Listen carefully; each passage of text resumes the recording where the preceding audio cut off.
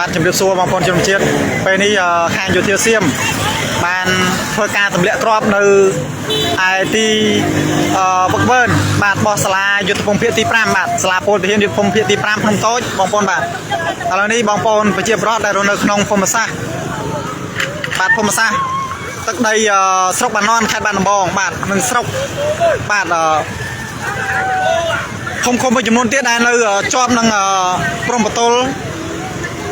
បាទស្ថិតក្នុងខេត្តបាត់ដំបងនេះគឺកំពុងតែភះខ្លួនរកទីមានសុវត្ថិភាពបាទយើងមើលឃើញថាអំពើឈ្លានពានបាទដល់ខុសខើយ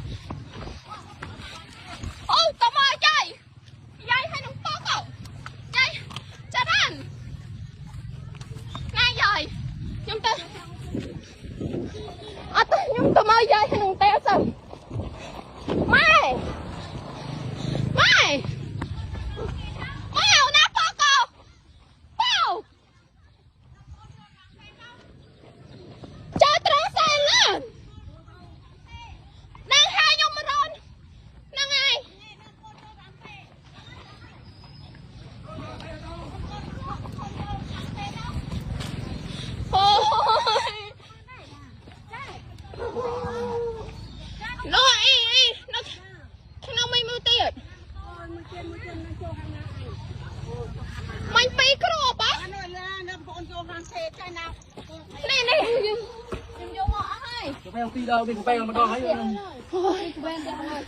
អូមកក្រោបទៀតហើយអត់រៀងថតខាងភូមិសពៅ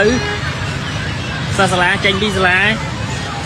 បាញ់ទុះខាងនោះ2គ្រាប់